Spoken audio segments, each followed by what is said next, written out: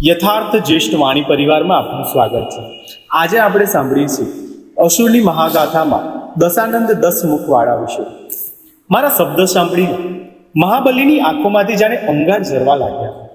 ડરના માર્યા ઘડીક મારી જીભ જલાઈ ગઈ, પણ વાત હવે મારી જ હતી તો અધૂરી નહોતી મૂકવી।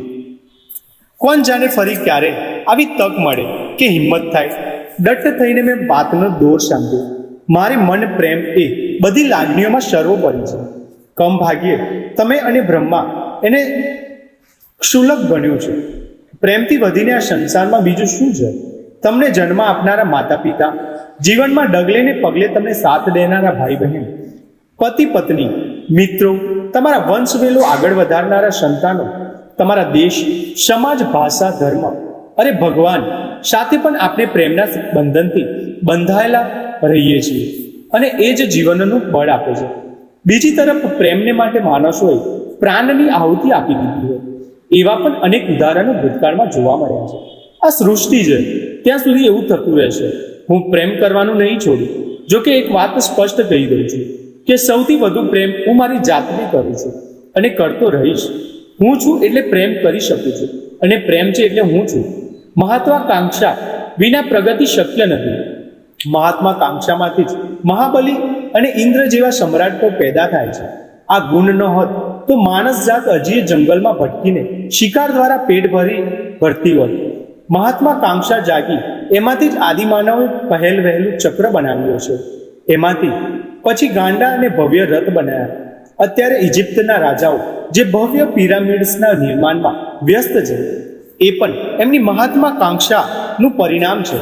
મુઠ્ઠીભરના લોકોના હૃદયમાં મહાત્માકાંક્ષાનો તણકો હોય છે, જેને હવા દઈએ મહાઅગ્નિનું રૂપ આપવા માટે પહેલી બીજી લાગણીઓ કામ કરે છે, જેને તમે ત્યાગી દેવાનું કહો છો। ખુદના સામર્થ્યના ગર્વમાંથી માણસને આત્મવિશ્વાસ અને આગળ વધવાની મહાત્માકાંક્ષા જાગે છે। બીજાની ઈર્ષ્યામાંથી વ્યક્તિને વધુ મહેનત કરવાની પ્રેરણા મળે છે। આનંદ અને સુખની શોધ કરનારાના મહાત્માકાંક્ષાઓના શીમડા વિસ્તરતા જ જાય છે। દુઃખ અને વિષાદોનો ભય એને સચેત જાગૃત રાખે છે। નિષ્ફળતાની બીક એને ભગવાનની વધુ નજીક લઈ જાય છે। સ્વાર્થ અને પ્રેમ એવી સાંકળ છે જેને માણસને એના પરિવારથી માંડીને આખા સમાજ અને રાષ્ટ્ર સાથે બાંધી રાખ્યો છે। મને ખાતરી છે કે મહાત્માકાંક્ષી લોકો માનવજાતને પ્રગતિના ઊંચા શિખરે લઈ જશે, જેની આજે આપણે કલ્પના પણ નથી કરી શકતા। પૂજ્ય અને પ્રિય મહારાજ, મારા કથનનું દુઃખ નહીં લગાડતા। તમે કહો કે પ્રજ્ઞા કે બુદ્ધિ સિવાય બીજી કોઈ લાગણી કે મસ્તક માણસ માટે કામના નથી। વિવેક બુદ્ધિનું મહત્વ હું નથી નકારતો, પરંતુ ઇતિહાસ એ વાતનો સાક્ષી છે કે બીજી લાગણીઓ વિના માત્ર બુદ્ધિ એ તો જીવવા વિનાનું હાડપિંજર સાબિત થઈ જાય છે। પોતાની બધી લાગણીઓને વશમાં રાખનાર સ્થિત પ્રજ્ઞ સાધુઓ કે મહર્ષિઓએ કોઈ નવી સંસ્કૃતિનું સર્જન નથી કર્યું, એક કામ કર્યું છે। એવા અસામાન્ય માણસોએ જેમને પોતાની લાગણીઓના પ્રવાહમાં તણાવા દીધા। જંગલમાં વસતા જોગીને ક્યારે મોટું ભવ્ય નગર બનાવવાનો વિચાર નથી આવ્યો। કોઈ સંન્યાસીએ વિશાળ મંદિર બનાવ્યાનું સાંભળ્યું નથી। સતત ત્યાગની વાત કરનારા બ્રાહ્મણોએ વેપાર ઉદ્યોગ માટે કેટલાક જહાજ બનાવ્યા।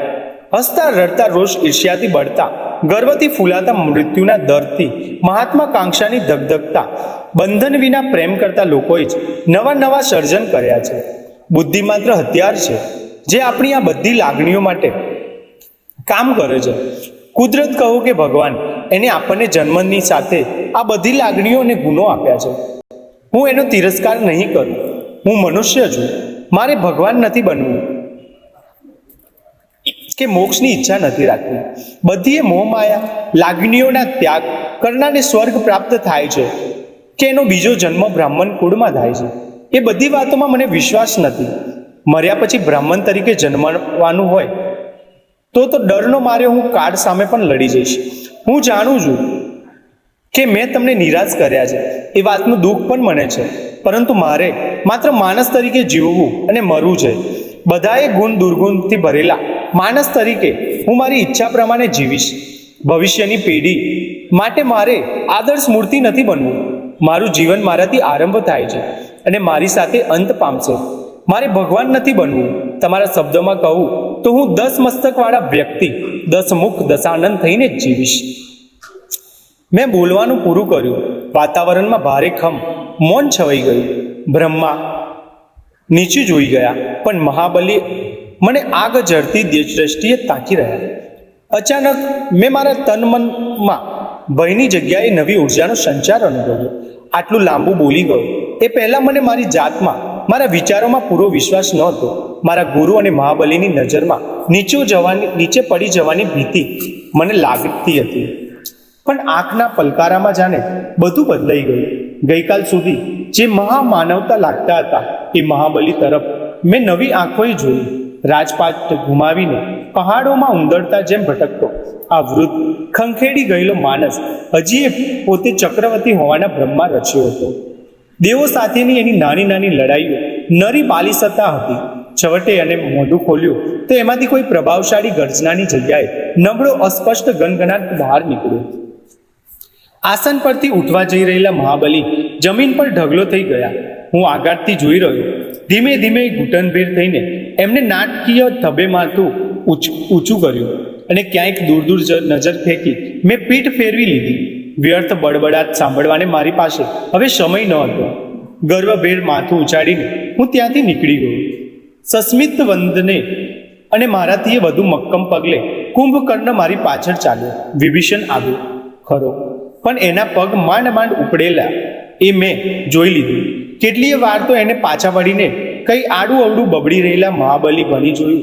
અમારી પાછળ મહાબલીની નાનકડી સેના પણ એમના હથિયાર ખકડાવતી નીકળી પડી. ગુફાના અંધકારમાંથી બહાર નીકળીને અમે સૂર્યપ્રકાશમાં પગ મૂક્યો. વરસાદમાં નાહીને તાજી માજી થઈ ગયેલી ધરતીમાંથી મોટી અને ફૂલોની મહેક આવતી હતી. પક્ષીઓના કલબલાટથી વાતાવરણ સંગીતમય લાગતું હતું. ખુલ્લી હવામાં મેં ઊંડો શ્વાસ લીધો. આખી સૃષ્ટિ 2 હાથ પહોળા કરીને મને આગળ વધવાનું કહી રહી હતી. મેં ડગલું ભર્યું અને એ જ પડે ગુફાની અંદરથી ઉઠેલું હૃદયદ્રાવક આક્રમણ મારા કોણે આવીને અથડાયું. ક્ષણઘાત હું કમી ગયો, પણ પછી તરત મક્કમ થઈને હું આગળ ચાલ્યો અને ચાલતો રહ્યો. અંધારી ગંધાતી ગુફામાંથી આવતો અવાજ થોડીવાર માટે મને સંભળાતો રહ્યો. આ મેં કેવી ભયાનક શક્તિને છૂટી મૂકી દીધી. મહાબલી વલવલ્લી રહ્યા હતા, પણ મેં મારા કાન બંધ કરી દીધા. વર્ષો પછી મહાબલીના શબ્દો મને અડધી રાતે જગાડી દેવા કણડવા માટે પાછા ફર્યા. જોકે એ તો બહુ પછીની વાત છે. જુઓ ને, હું પણ ક્યાં પહોંચી જાઉં છું. જો આજની કથાએ તમને પ્રેરણા આપી હોય તો વિડીયોને લાઈક કરો અને યથાર્થ જ્યેષ્ઠ વાણી પરિવારનો ભાગ બનવા માટે હમણાં જ સબસ્ક્રાઇબ કરો. તમારું એક સબસ્ક્રાઇબ અમને વધુ પ્રેરણાદાયક કથાઓ લાવવા માટે શક્તિ આપે છે. મળીએ ફરી એક નવી પ્રેરણા કથા સાથે. જય શ્રી કૃષ્ણ.